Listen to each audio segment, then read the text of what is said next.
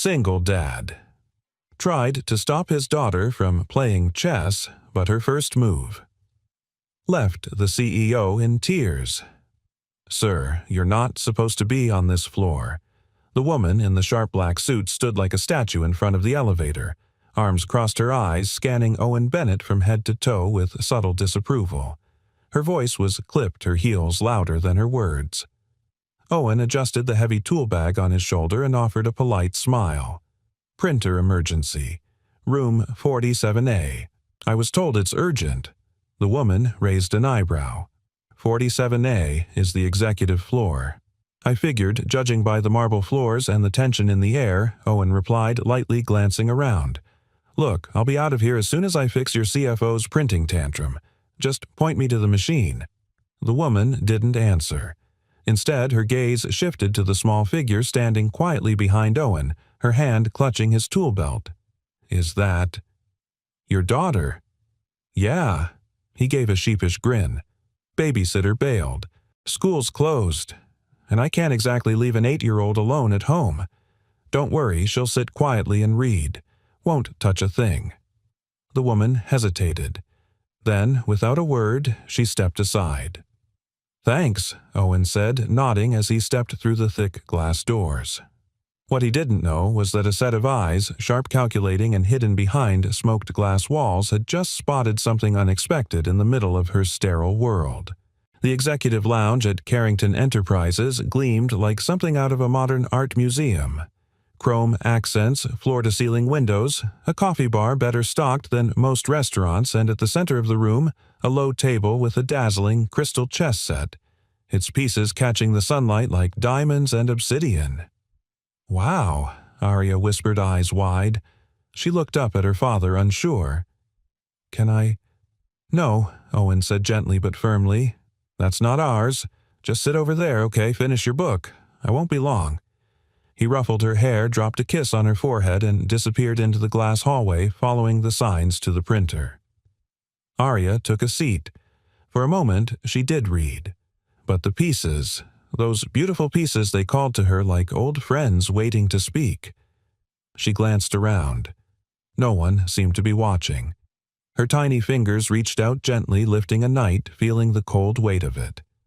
And that's when the voice came. You know how that one moves?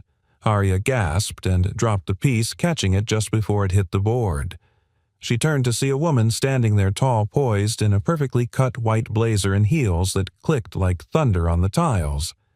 I'm sorry, Arya stammered. I wasn't going to break it. I was just looking. The woman didn't answer immediately. Instead, she studied Arya with eyes like glassy steel eyes that had stared down CEOs, board members, and foreign dignitaries without blinking. You're not in trouble, she said at last. I just asked a question. Do you know how the knight moves?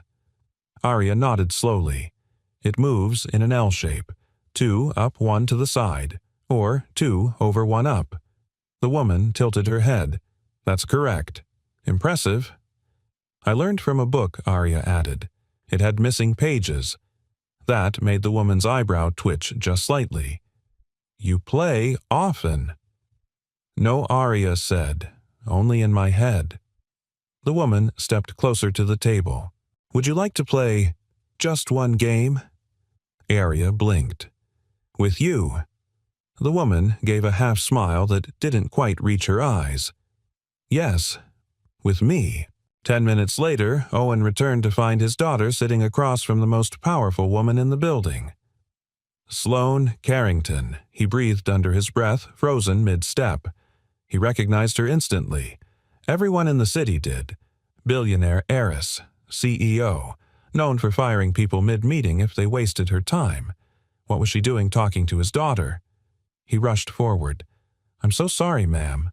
Arya, sweetheart, we need to go. She's fine, Sloane interrupted, not taking her eyes off the board. Your daughter has a sharp mind. Owen looked from the board to his daughter, who was biting her lips, staring hard at the pieces like she could see something no one else did. She's 8, he said. Sloane moved a rook with surgical precision. So was Mozart when he composed his first symphony. She's just a kid. She's something else, Sloane murmured almost to herself. Arya didn't speak. She was too focused. And then 5 moves later she set her queen down gently and said, "Check." Sloane sat back. A long pause. "Check indeed," she said softly. Owen exhaled. "Okay, seriously, what's going on here?" Sloane finally looked at him. For a moment her eyes softened. "She's gifted," she said. "Would you let her come back just to play another game?" Owen hesitated. Every instinct told him to say no. But Arya looked up at him with those bright eyes that had seen too much disappointment in her short life. "Please, Daddy," she whispered. He rubbed the back of his neck. "I don't know. We're not exactly. This world." Sloane leaned in slightly. "Neither was I. Not really." And something in her voice almost imperceptible made Owen pause. There was more here. Something deeper. Something she wasn't saying. He looked at Arya, then at the woman across from her. "One game," he said. "Just one." Sloane nodded. But as Arya turned back to the board, smiling, Sloane's eyes remained on her unblinking, unmoving, like she was staring at something long lost. Or someone. And for the first time in years, Sloane Carrington felt something crack beneath her polished surface. Hope, recognition, and something dangerously close to regret. Owen was quiet on the drive home. Arya sat in the backseat, legs swinging her backpack on her lap and her fingers still clasped together like they were holding invisible chess pieces. "Daddy," she said softly, "was that lady mad at me?" He glanced at her in the rearview mirror. "No, sweetheart. She wasn't mad. She was surprised, because I almost beat her." "You gave her a real scare." Owen smiled faintly. "But she's not the kind of person who gets scared easily." Arya nodded thoughtfully, then asked, "Who is she?" Owen sighed. "Her name's Sloane Carrington. She's the CEO of Carrington Enterprises. Is that big?" "It's one of the biggest," he said. "The kind of big that owns floors in every building you see downtown." Arya's eyes widened. "So she's like, really rich?" "Yeah, but money doesn't make someone worth admiring, kiddo." She tilted her head. "Then what does Owen's fingers tighten slightly around the steering wheel? How they treat people when they don't have to be kind." Arya thought about that. Then she looked out the window, her voice a whisper. "She was kind to me." The next morning, Owen found a message waiting on his phone. From Sloane Carrington. "Thank you for bringing Arya yesterday. I hope she enjoyed the game. If she's interested, I'd love to invite her to my home this weekend. No obligations, just another match. Let me know." Owen stared at the message like it was written in a foreign language. He didn't know what shocked him more, that Sloane Carrington remembered his daughter's name, or that she sent a message that didn't sound like a command. He picked up the phone, started typing a reply, deleted it, typed again. Then he walked out into the kitchen where Arya was buttering toast with way too much enthusiasm. "Hey, Ari," he said. "That lady from yesterday, she wants to play again." Her face lit up like someone had flipped a switch. "Really, she invited you to her house this weekend." Arya blinked. "A real house. Like a mansion." "Yeah," Owen said. "A mansion." She set down her knife carefully. "Are you going to say yes?" He looked at her. Really looked. There was something about his daughter, this quiet fire that lived behind her eyes. She'd always been different, precise, curious, and alone in a way he never quite knew how to reach. "I don't know," he said. "It's not our world, baby." "But I don't care about worlds," Arya said simply. "I just like the way the pieces felt in my hands." That stopped him cold. She wasn't chasing luxury. She was chasing joy. And what kind of father would he be if he stood in her way? Sloane Carrington's estate looked more like a private museum than a home. The gates opened silently. The driveway curved past manicured lawns, and a fountain taller than their apartment building sparkled in the midday sun.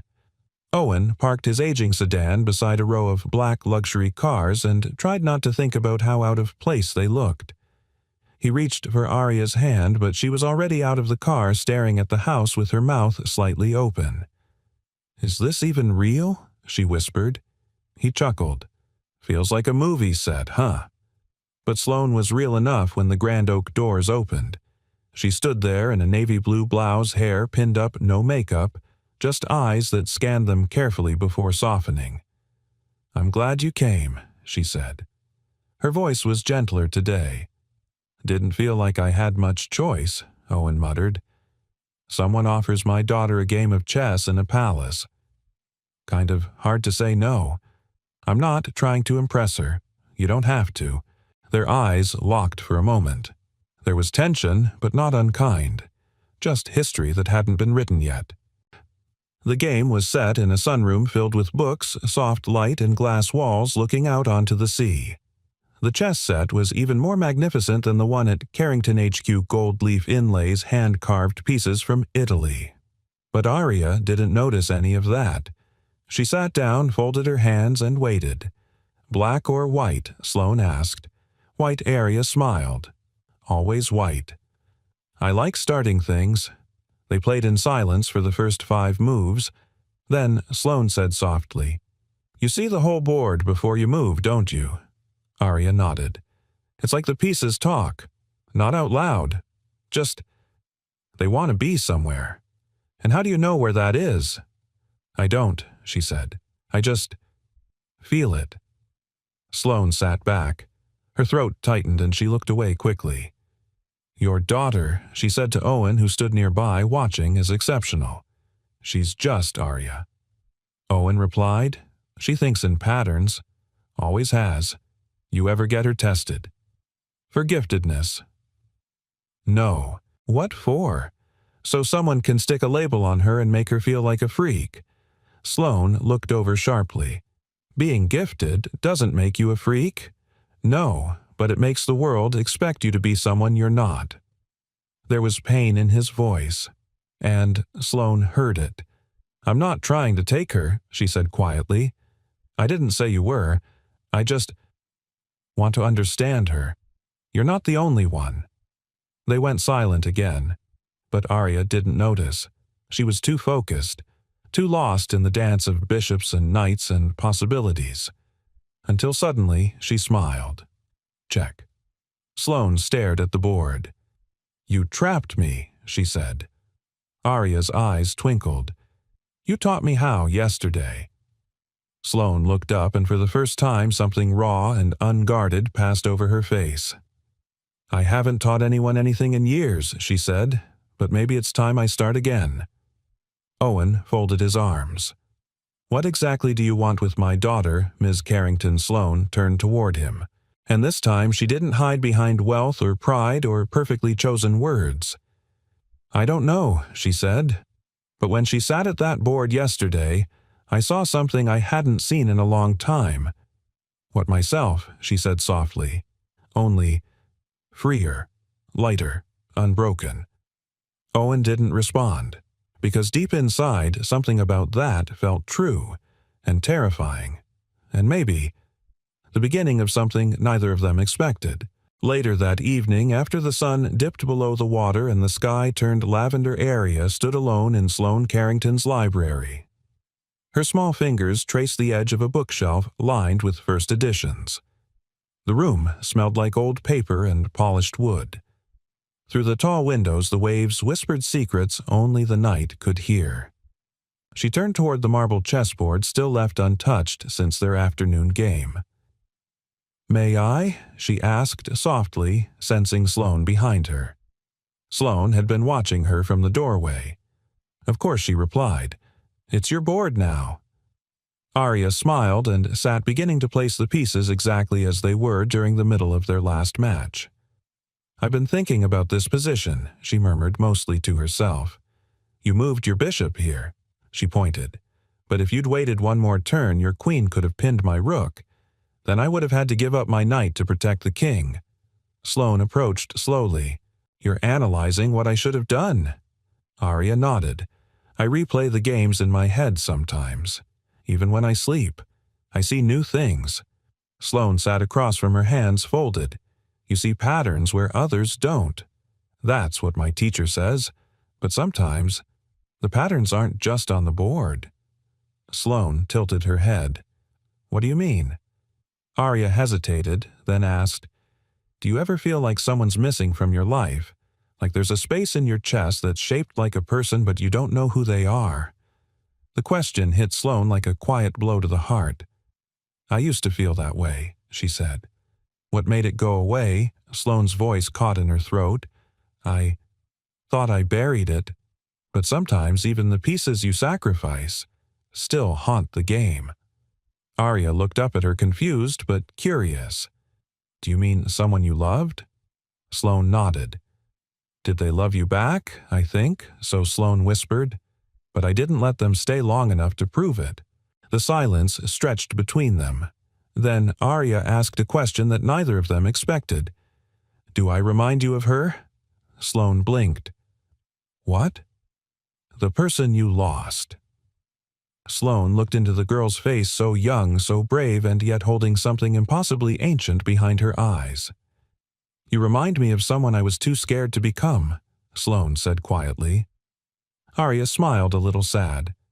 My dad says bravery isn't loud. It's quiet. It's when you show up anyway. Sloane swallowed hard. Your dad's a wise man. He's the best man I know, Arya said proudly, even if he doesn't own a mansion. And that was the moment Sloane realized just how little her wealth meant in that room. Downstairs, Owen stood in the Carrington kitchen with a glass of water in his hand, staring at the walls lined with chrome and silence. It was too clean, too perfect, like no one had ever truly lived in it. Do you ever cook in here? He asked when Sloane came down to join him. She leaned against the counter. Not unless it comes in a box labeled Reheat. He gave a dry chuckle. Figures. Sloane hesitated. She's remarkable, Owen. I wasn't exaggerating earlier. I know. She sees the board like an architect. She doesn't memorize, she understands. That's rare. No one taught her that. No, he said. Not unless you count rainy days and my old chess book from college. You used to play. Yeah, Owen said. Back when I had the time to lose. Sloane looked at him. What did you give up? He met her eyes. A master's degree. A career in design. Job offers that required relocation. Everything I thought I wanted. Why? Because one day someone left a baby on my doorstep with a note that said, You're the only one I trust. His jaw tightened. I didn't ask questions. I just held her. And everything else fell into place. Sloane inhaled slowly. You adopted her. Not legally. I was her mother's cousin. Her mom passed unexpectedly. No father on the record, just me.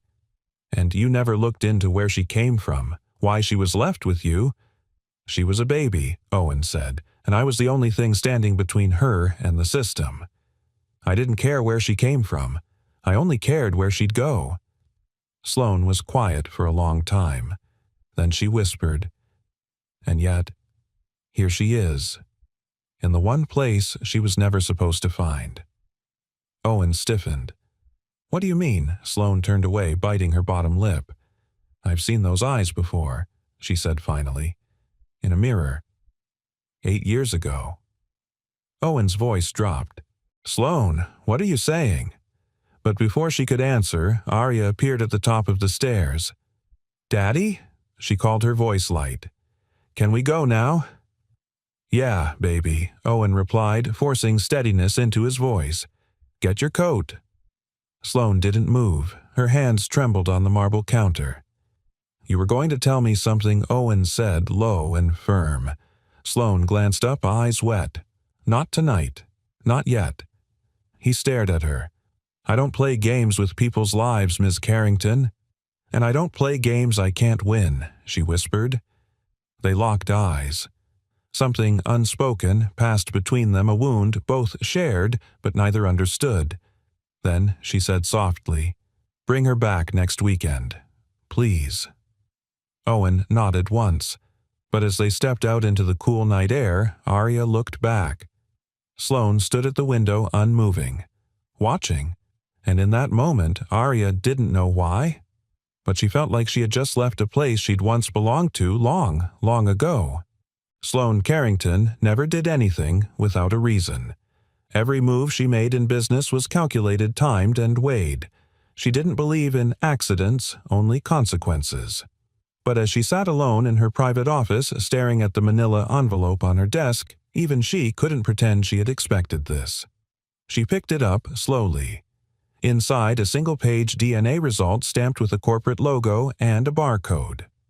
At the top, Sample A. Area Bennett below, that Sample B, Sloane Carrington. At the bottom, in bold black letters, probability of maternity 99.99998%. Sloane dropped the paper like it burned her fingers. 8 years. 8 years of silence. 8 years of pretending she had made peace with her decision. And now the truth was staring back at her with Arya's eyes. 9 years ago. She hadn't meant to fall in love. Not with Jameson, not with the idea of a family, and certainly not with the fragile flutter in her belly when the test turned positive. But her father, the late Harold Carrington, had called it a scandal. Unmarried, pregnant, with a man who writes music for a living. What kind of legacy is that she'd tried to fight? But Jameson left broken by her hesitation. And when the pressure became unbearable, her family's lawyers had stepped in. "We'll handle it," they said. Quietly. She'll be adopted by someone trustworthy. No media, no mess. Sloane had signed the papers with tears on her cheeks and ink on her fingertips, and then spent the next 8 years pretending she hadn't made the biggest mistake of her life. Until Arya sat across from her moving chess pieces like they were old friends. And the eyes. God, the eyes. The same storm-gray color that stared back at her in the mirror every morning. Sloane pressed her palms against her face and whispered, "What have I done?" At the Bennett apartment, Owen was rewiring a bedside lamp with one hand while helping Arya with a crossword puzzle with the other. "You know the capital of Wyoming?" he asked. Cheyenne Arya said instantly. He looked at her.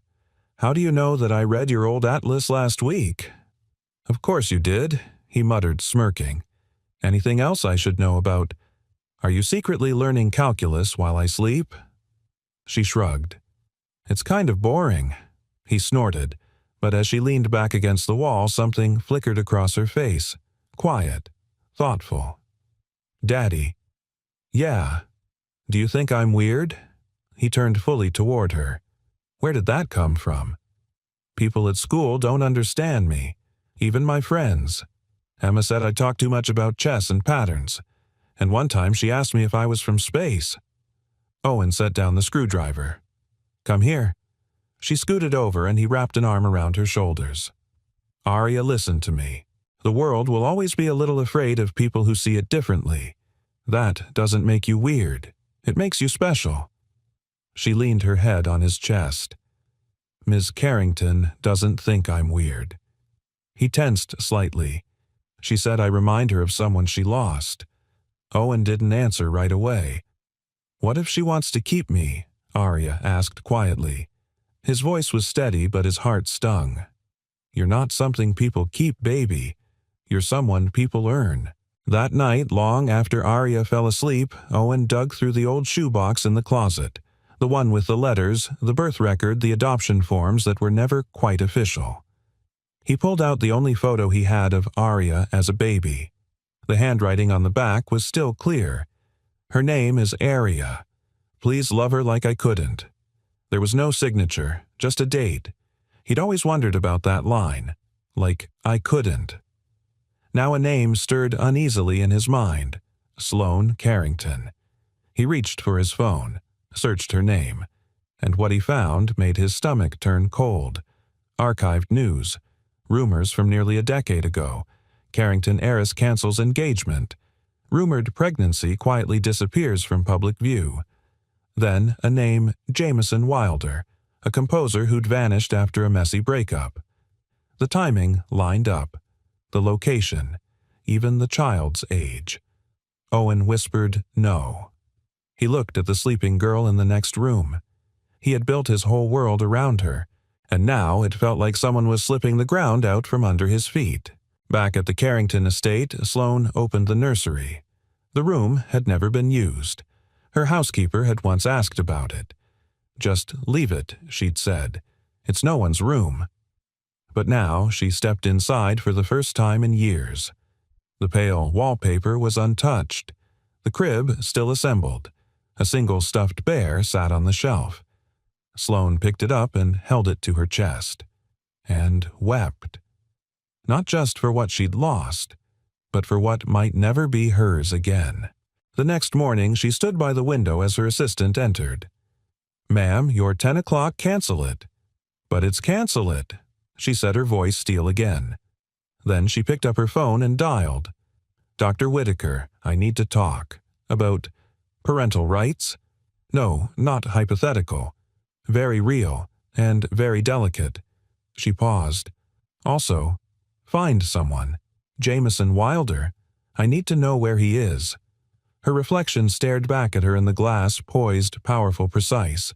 But inside, she was crumbling. Because for the first time in her life, Sloane Carrington had no idea what her next move should be. And worse, she knew this wasn't her game anymore. It was Aria's. And Owen's. And maybe, just maybe, she'd already lost. The flyer arrived in a navy blue envelope, crisp and gold embossed like something from another world. Owen turned it over in his calloused hands and read aloud, "Young Masters Invitational, New York City. Ages 8 to 16. By nomination only." He blinked. "Is this real?" Sloane Carrington stood at the other end of the workshop, her posture straight but her eyes softer than usual. "It's very real. The most prestigious children's chess tournament in the country. Invitations don't come by mail. They come by reputation." He looked up, brows furrowed. "You nominated her?" "No," Sloane said quietly. "She nominated herself. With every move she's made since she sat across from me." Owen exhaled slowly. "You think she's ready?" "She's beyond ready." He looked down again at the flyer, and for a moment all he saw was Aria at the kitchen table playing with a board missing 3 pawns and a rook making moves that even he didn't understand. She's still just a kid. Then let her shine before the world tells her to dim. Owen looked at Sloane sharply. "What do you get out of this?" There was no accusation in his voice, just weary honesty. Sloane didn't blink. "I don't want anything from her.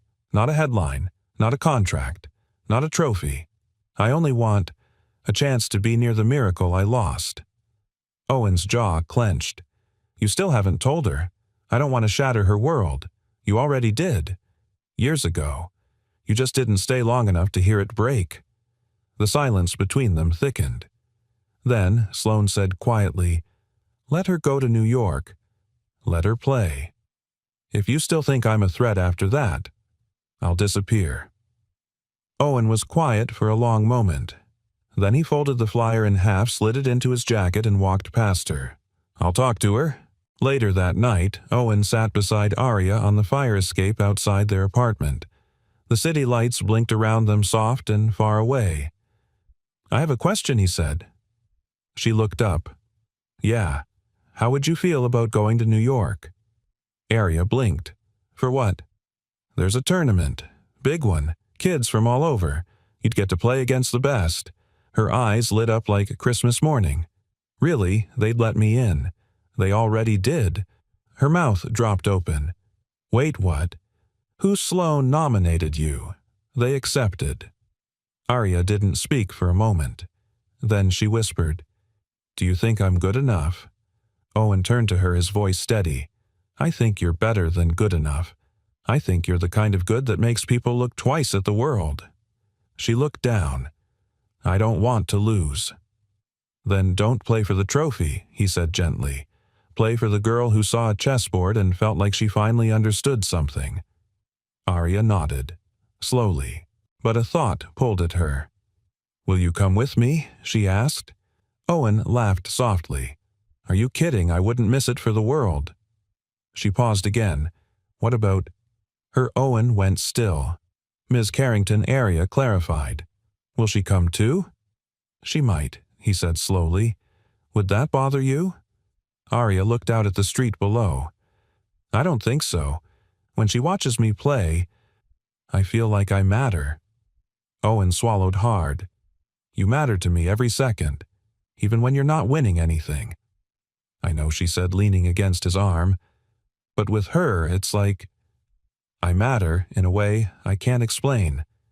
And Owen understood, not because he had the words for it, but because he'd seen it too.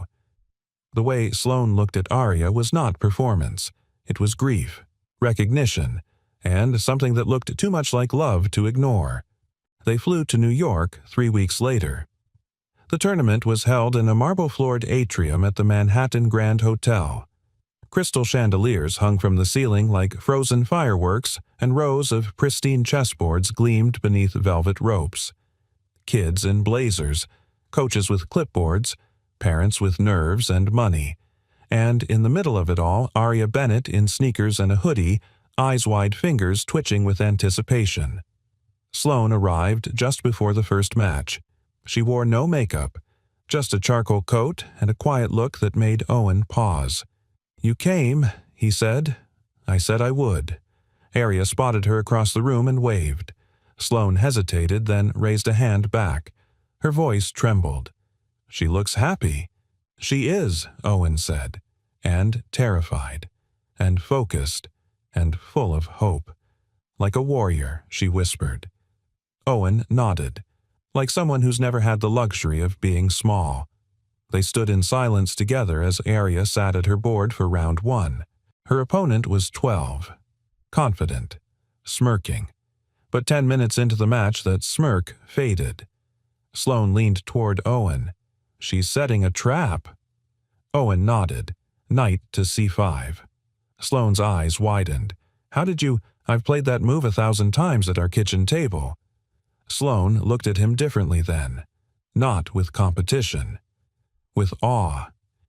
She gets it from both of us, she said softly. Owen didn't reply, but inside something cracked open, a possibility he hadn't allowed himself to consider. Not yet. Arya won the match in 34 moves, and as she walked back toward them, holding her first tournament ribbon in both hands, she beamed. I did it, she said. I really did it. Sloane crouched down to meet her at eye level. You did, she said, voice husky, and I've never seen anything more beautiful. Arya blushed. Thanks. Sloane looked like she wanted to say more, but Owen stepped forward, and for the first time ever, Sloane stepped back. She understood. Some games you don't play to win.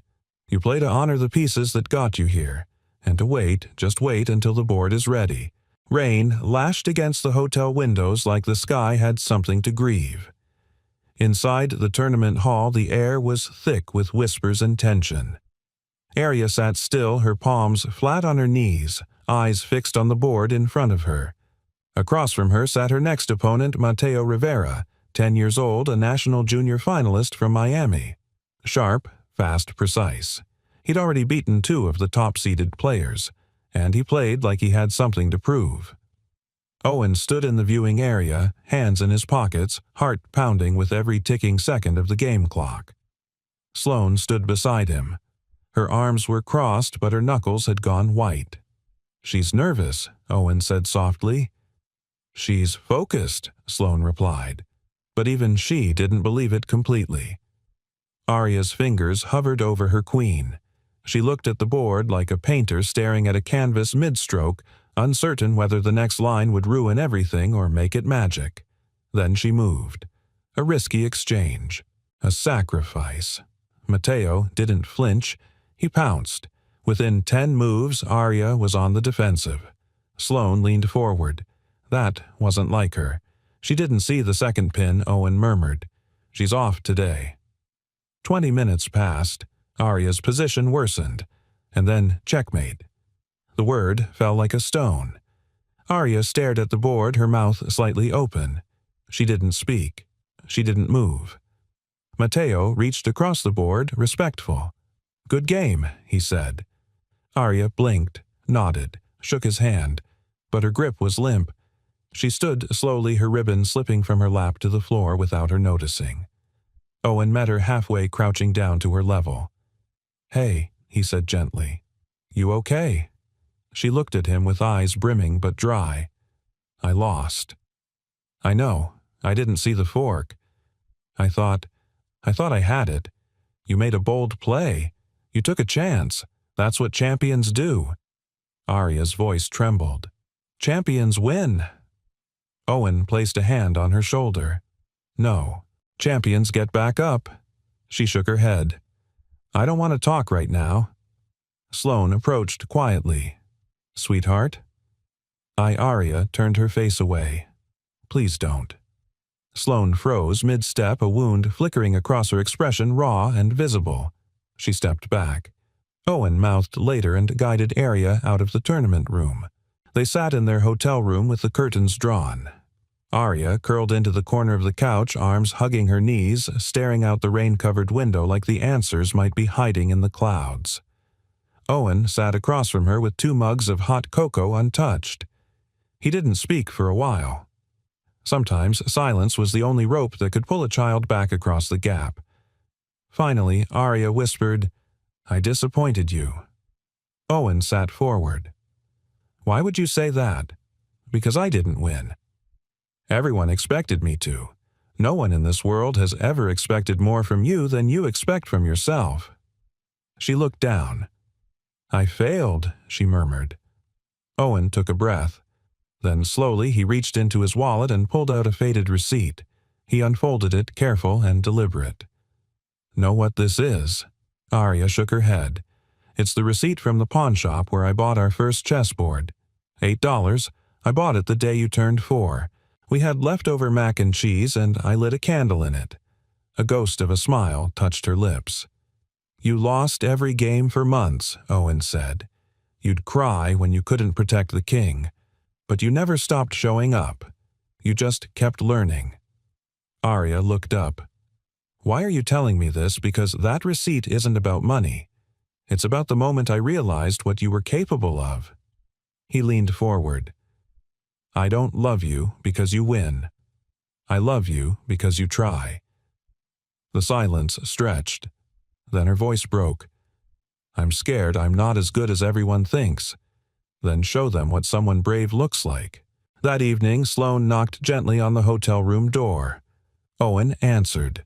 Arya was curled under a blanket in the corner, reading. "I just want a minute," Sloane said quietly. Owen stepped aside. Sloane walked in cautious. "Arya." The little girl didn't look up. Sloane sat at the edge of the couch. "I wanted to say something," she said.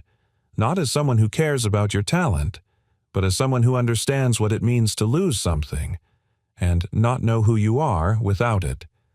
Arya peeked at her. "I lost today," she said.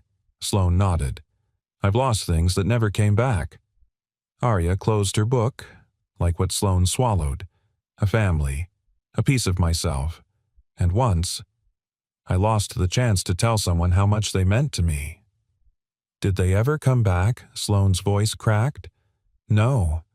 Arya looked at her for a long moment, and then quietly, "I'm not mad at you. I was just embarrassed." "You don't ever need to be embarrassed with me," Sloane said, reaching out to gently touch her hand. "Not for losing, not for feeling. Never." Arya's fingers curled around Sloane's slowly. It was a small gesture, but for Sloane Carrington it felt like being handed a key to a door she never thought she'd get to knock on again. Later that night, after Arya fell asleep, Owen walked Sloane to the hallway. "I appreciate what you said to her," he murmured.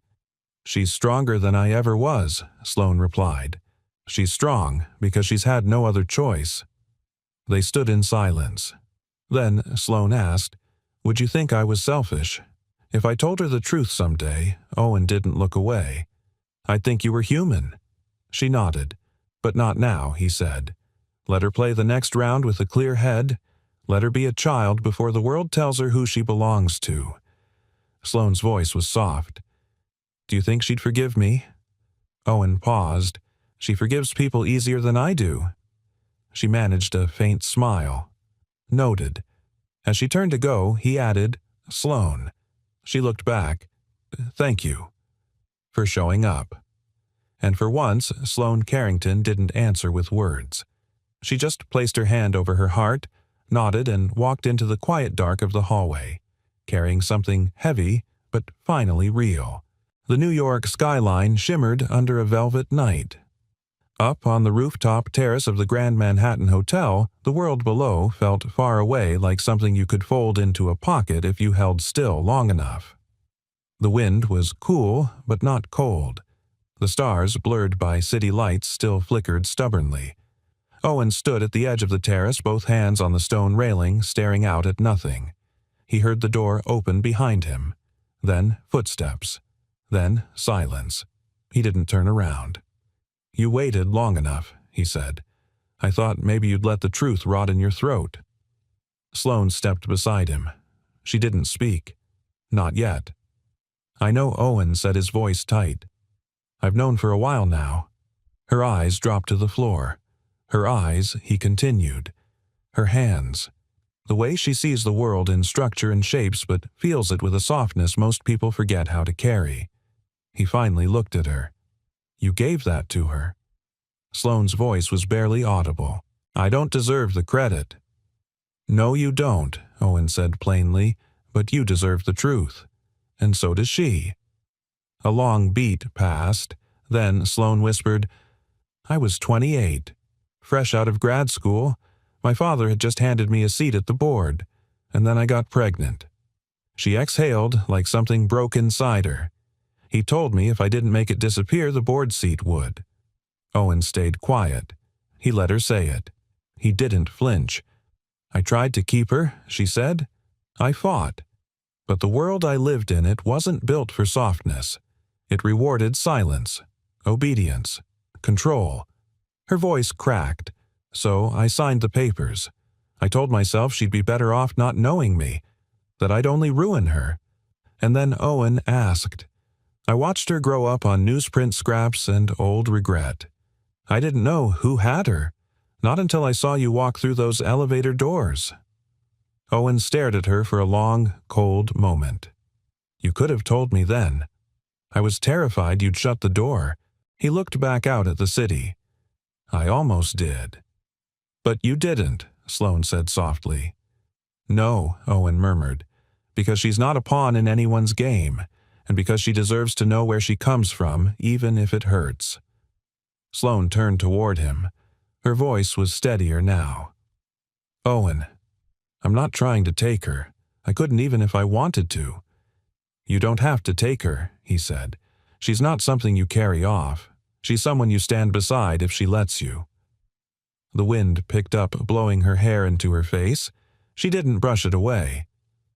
Do you think she'll hate me? I think she'll ask why Owen said, and I think you'd better be ready to answer. Sloane nodded slowly. She said something to me the other night, she whispered. She said when she plays chess she feels like someone's guiding her, like there's a shadow hand helping her move the pieces. Owen blinked. She said, I don't know whose hand it is, but it feels like love. A quiet tremor passed through them both. She's stronger than either of us, Sloane said, her voice trembling, and softer. Somehow both. That's because she was raised in two worlds, Owen replied. One that forced you to choose between power and love, and one where love was the only thing we had. He looked at her, and something in his eyes softened. I don't hate you, he said.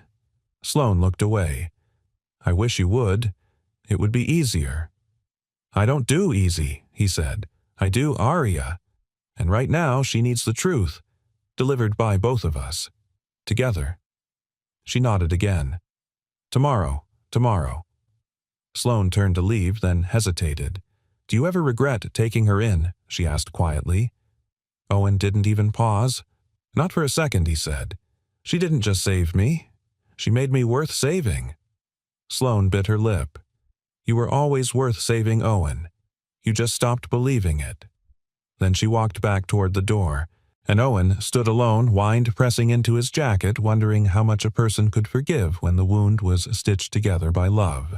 Meanwhile, down in the hotel room, Arya couldn't sleep.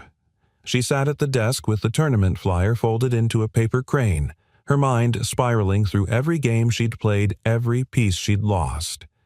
She kept thinking about Mateo's eyes when he'd won, respectful but unreadable. She didn't want to be unreadable. She wanted to feel everything.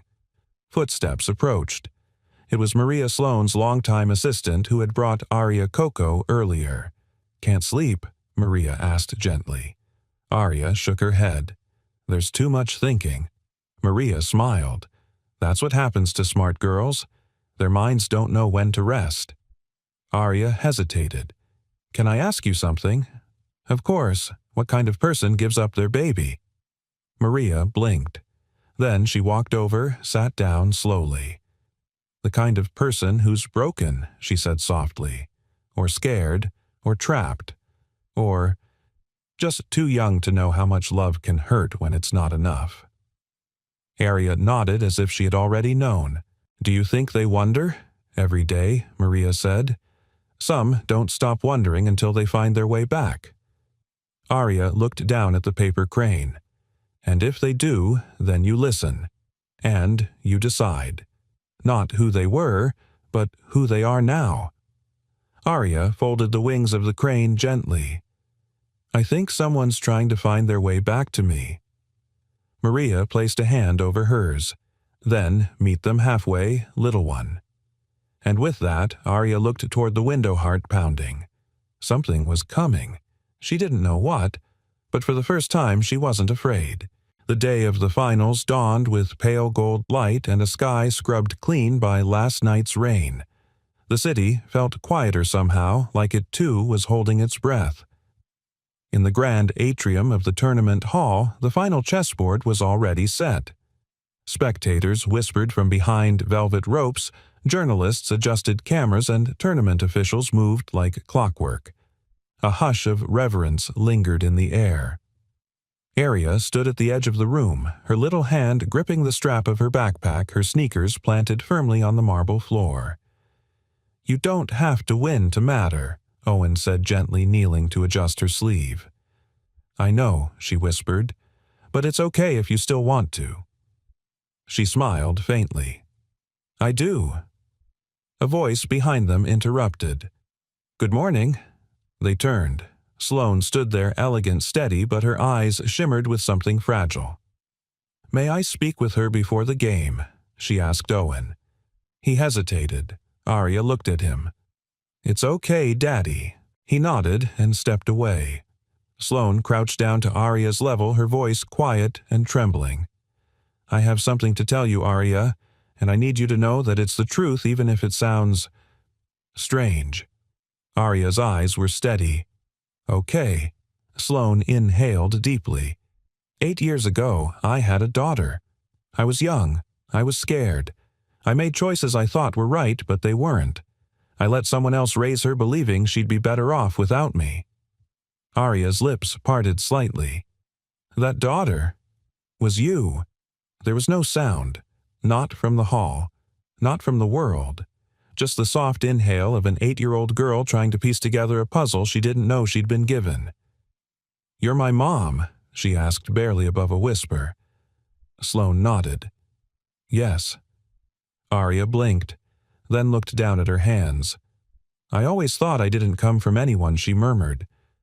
"But now, I came from someone who plays chess like fire." Sloane's voice broke. "I don't expect forgiveness. I just needed you to know. Needed you to hear it from me." Arya looked back up at her eyes, clear but unreadable. "Why now?"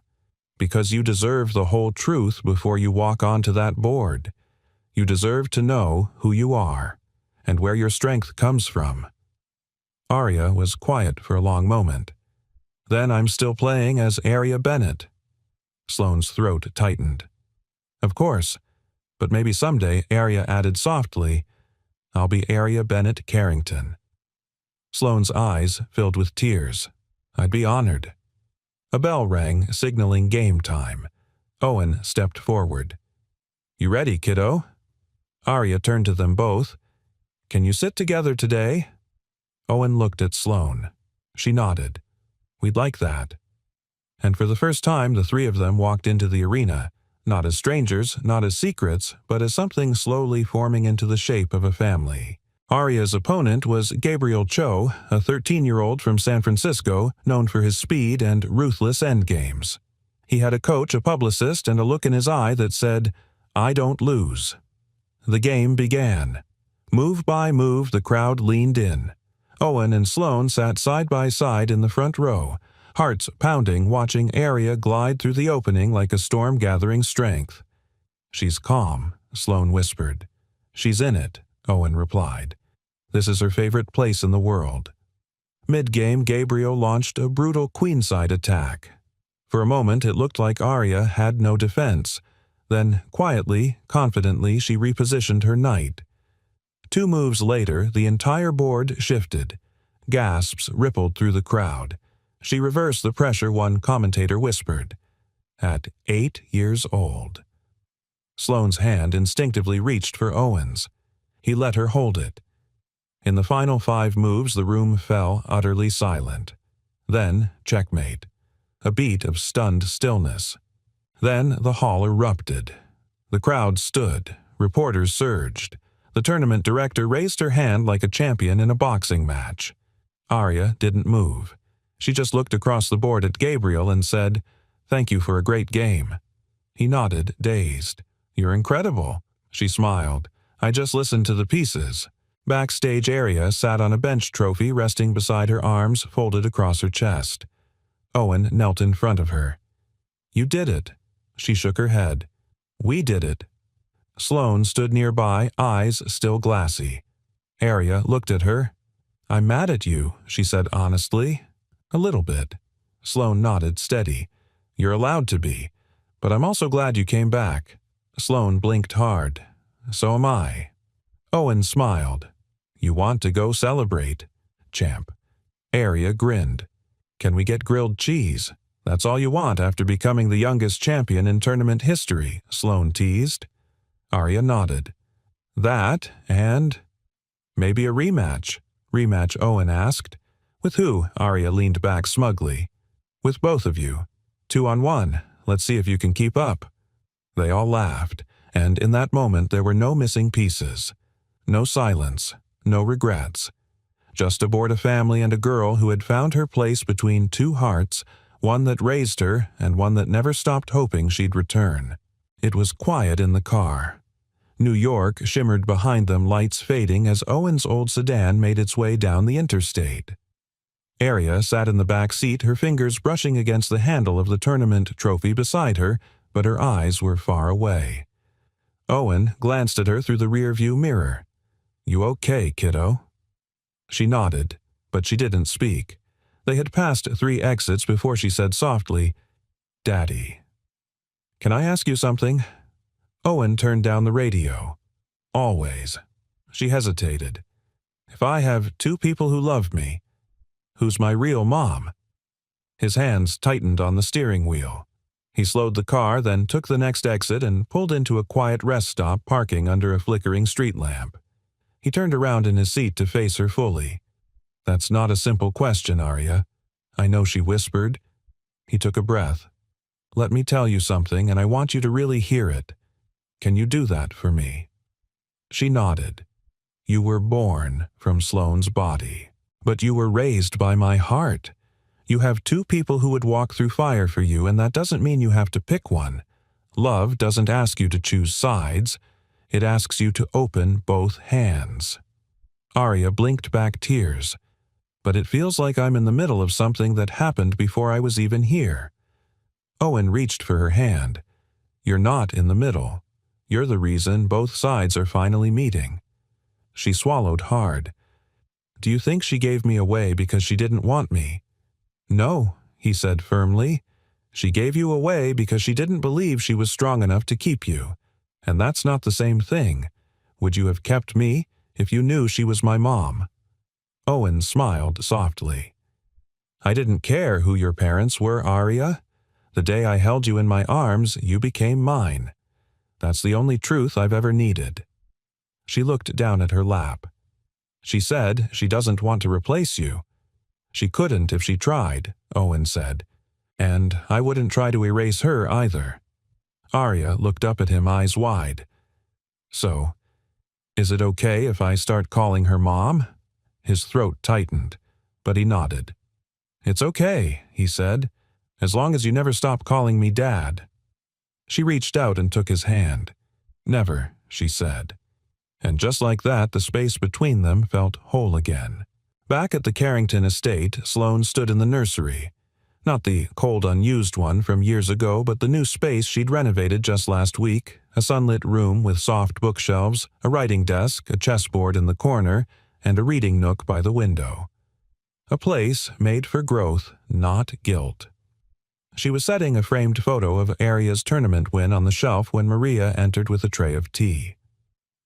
She's sleeping at Owen's tonight, Maria asked gently. Sloane nodded. I didn't want to rush her. I want everything to move at her pace now. Maria set the tray down and crossed her arms. You know, I used to think you were the coldest woman I'd ever worked for. Sloane gave a tight smile. I probably was. But watching you look at that girl... Maria paused. I've never seen your face like that. Like you're breathing for the first time in years. I am, Sloane admitted. But it's terrifying. What if I don't know how to be a mother? What if I mess it all up again? Maria sat beside her on the window bench. You will mess it up. All parents do. But you love her. And that's the only thing worth getting wrong 100 times until you get it right. Sloane blinked back tears. She said she might call me Mom someday. And you're still standing here instead of crying into your $500 blouse. I cried already. Twice. Maria laughed. You're going to be just fine, she said. That weekend, Arya returned with a duffel bag, her trophy, and a new look in her eyes. Owen walked her up the Carrington driveway, hand in hand. At the door, Sloane greeted them with a soft smile. Hi, she said. I wasn't sure you'd come. Arya stepped forward. Can we talk in the garden? Sloane blinked. Of course. They walked out to the rose-lined pathway behind the house, just the two of them. Arya turned to face her. I've been thinking, she said, about what it means to forgive someone. Sloane stayed quiet. I don't think forgiveness means pretending nothing happened, Arya continued. I think it means looking at someone, remembering the hurt, and saying, I still want to try. Sloane's breath hitched. That's more wisdom than most adults I know. I didn't come here to be your daughter, Arya said honestly. I came here to get to know the woman who made me, and left me. And Sloane asked, her voice small, I think you've changed. I have. I think you're trying. Every day. Arya stepped closer. Then I want to try too. Sloane knelt down to her level, eyes shimmering. Whatever you're ready for, I'll meet you there. Arya hesitated. Then she reached out, wrapped her arms around her mother, and whispered one word, Mom. Sloane froze, then held her tight, not like she was clinging to something lost, but like she was finally holding something found. That evening, Owen joined them for dinner. Not as a visitor, not as a guardian, but as part of something new, fragile, and beautiful. They laughed over takeout, told stories about Arya's chessboard antics, and made a plan to create a community program for kids who couldn't afford lessons. At one point, Arya looked at them both. If you're my mom and dad, does that mean we're a family now? Sloane looked to Owen. Owen looked at Arya, and together they said, We're figuring that out. Arya grinned. Good, because I don't want to rush it. She picked up a night piece from the board nearby. Building a family's like learning a new opening, she said. You have to practice before you get good at it. And somehow that simple truth wrapped around all three of them like a promise. A promise that this wasn't just about where she came from, but where they were all going. Together. The wind swept through the community park, carrying with it the laughter of children and the sound of chess pieces being moved across picnic tables. Fold-out boards covered the grass under the shade of sycamore trees. A long banner flapped above the entrance. First Annual Citywide Youth Chess Outreach, sponsored by the Carrington Foundation and Area's Hope. Owen stood off to the side, arms crossed, watching as Arya crouched next to a little boy guiding him patiently through a Sicilian defense. "You don't have to rush," she said gently. "Just breathe. Chess is about thinking more than winning." The boy nodded, his brow furrowed with fierce concentration. Arya winked at him. "You've already got the look of a champion." Sloane walked up beside Owen with 2 iced lemonades in hand. "That's your line," she said, handing him one. He chuckled. "She steals the best ones. She's earned them." They stood there for a moment, shoulder to shoulder, watching the girl they both loved shape something bigger than herself. "It's strange," Sloane said after a while. "All my life I fought for control, structure, outcomes I could predict. And now," Owen asked, "now I find peace in the things I can't." She glanced at him, like how she came into our lives. Owen looked at her eyes, thoughtful. "You know, if someone had told me a year ago I'd be running a nonprofit chess clinic with a billionaire CEO and an 8-year-old prodigy, I'd have asked them what they were drinking." Sloane smirked.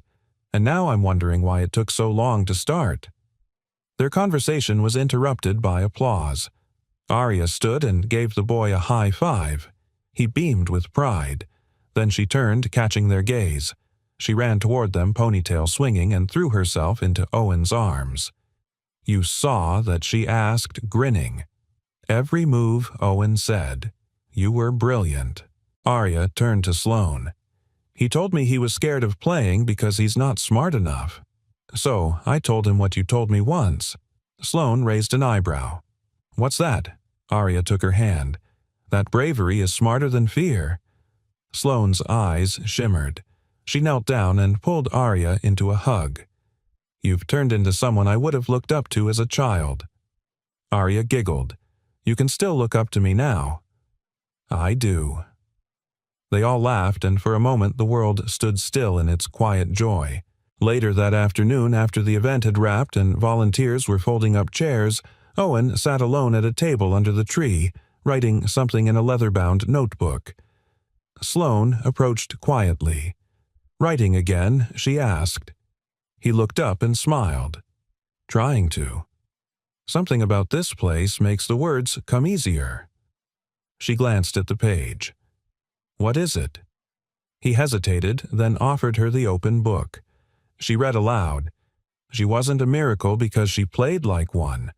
She was a miracle because she made the people around her believe again. In second chances. In forgiveness.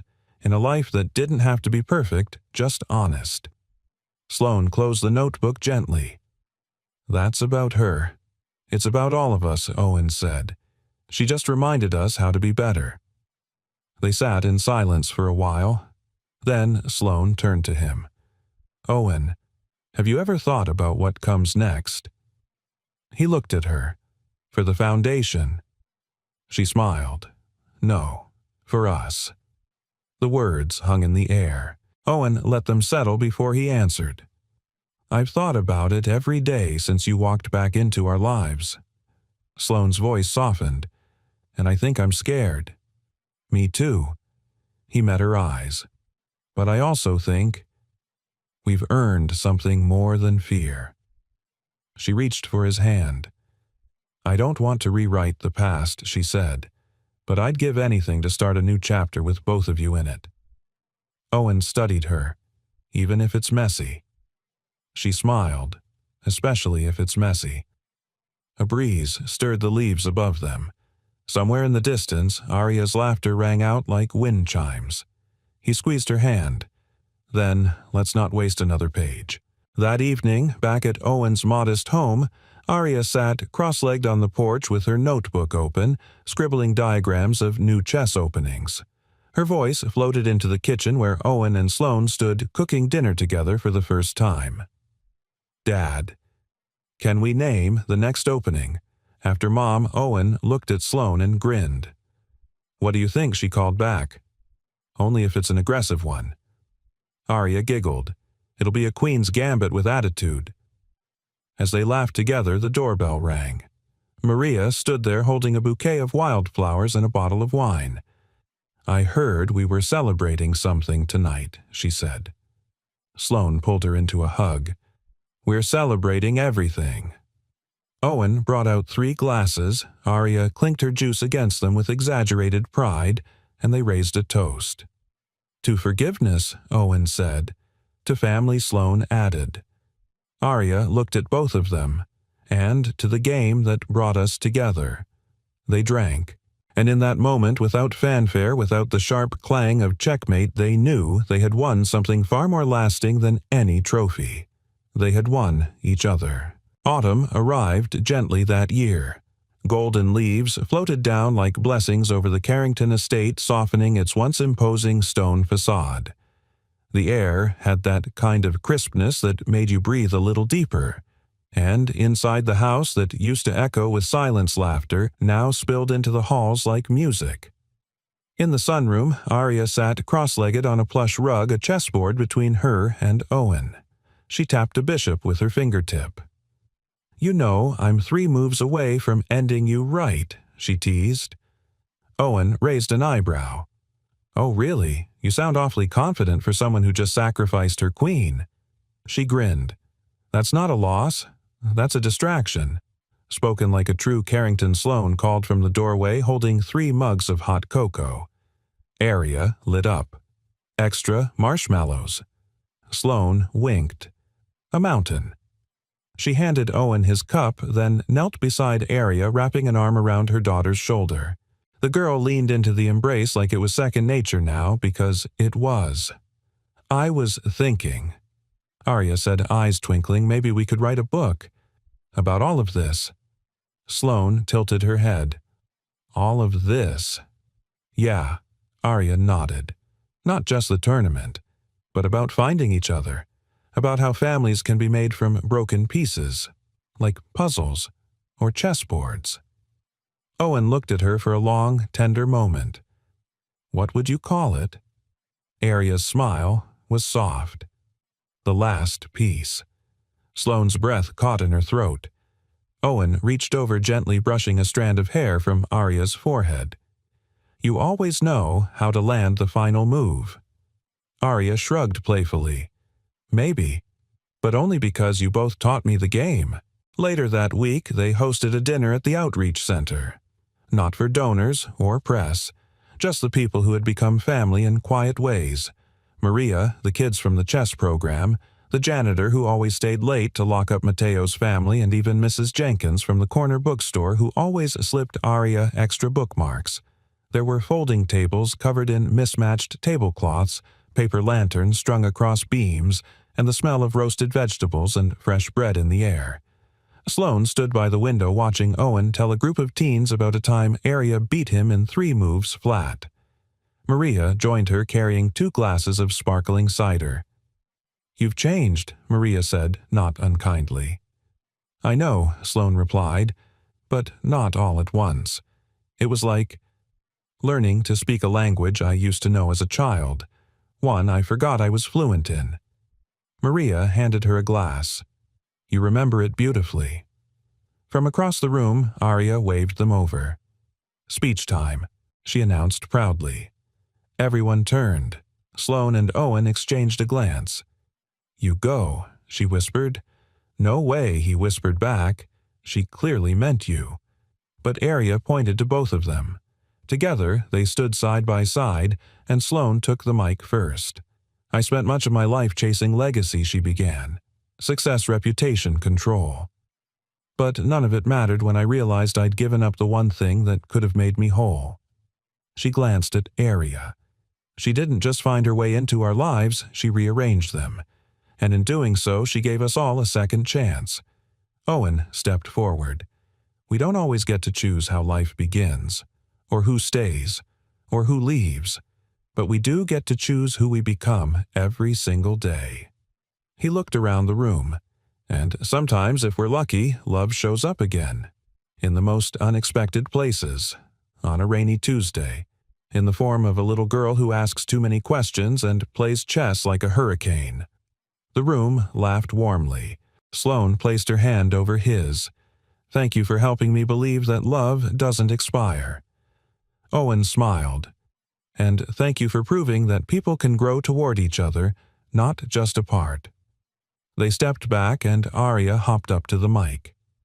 "And I'd just like to say," she announced, "this family is not perfect, but it's mine. And it's the best opening move I've ever made." That night, after the guests had gone and the lights had dimmed, Owen and Sloane stood on the front porch of the center. Arya had fallen asleep, curled up on the office couch, still clutching her night piece. The stars were clear above them. No board, no audience, just quiet. "Do you ever think about what would have happened if we never met?" Sloane asked softly. "All the time," Owen replied. "But then I remember something Arya said the other day." "What's that?" He turned to her. She said, "The best games aren't about crushing your opponent. They're about finding the ending that feels like it was always meant to be." Sloane leaned her head on his shoulder. "And this feels meant to be." He nodded. "More than anything in my life." They stood in silence, breathing in the moment. And in that silence, something settled. Not like a final move, but like the beginning of something that no longer needed to be defended or explained. A family, formed in fracture, strengthened in love, and held together not by perfection, but by presence, by choosing each other, again and again, checkmate, and finally, peace. Sometimes the most powerful love stories aren't about romance. They're about redemption, about a father who never gave up, a mother who found her way back, and a little girl who became the bridge between two broken hearts. If this story touched you, we'd love to hear where you're watching from. Drop a comment below whether you're from a small town or a big city. Your presence here means the world to us. And if you believe in second chances and family and hope, hit that subscribe button. We share stories like this every day, stories that lift the heart and remind us what really matters. Thank you for watching. From our story to your heart, we're so glad you're here.